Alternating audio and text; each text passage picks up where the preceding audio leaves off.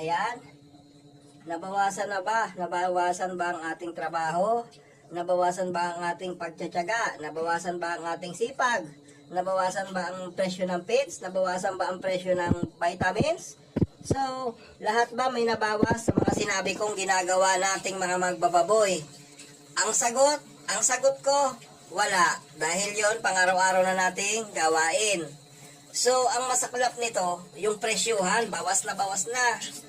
Ang mga patiner, tuloy ang pagbaba. Ang presyo ng biik na, sobrang baba na rin, no? Paano pa tayo makakabawi nito? So, sabi nga nung iba, kailangan daw maging happy tayo, imbis na maging happy. Happy na tayo, mga boss, no? Hindi ko naman nilalahat. Siguro yung iba naman sa ibang lugar, maganda pa rin yung na ano sila na nagagabayan ng tama ng mga ahensya, no? Kaya magandang presyo sa kanilang lugar. So, yun po, dapat, pati kami dito, lahat ng magbababoy ay dapat ganun din po. Dahil po yung presyo dyan sa inyo ng feeds, lahat po yan, pare-parehas lang po nating dinadanas. Ayan. Shout out po dyan sa nasuhi, kay Ma'am Erna at sa Family Heavy po. Ayan.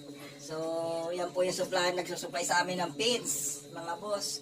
So, tuloy-tuloy pa rin po dito sa pagpapaanak ng isa kong pakal. Ayan. Happy farming everyone!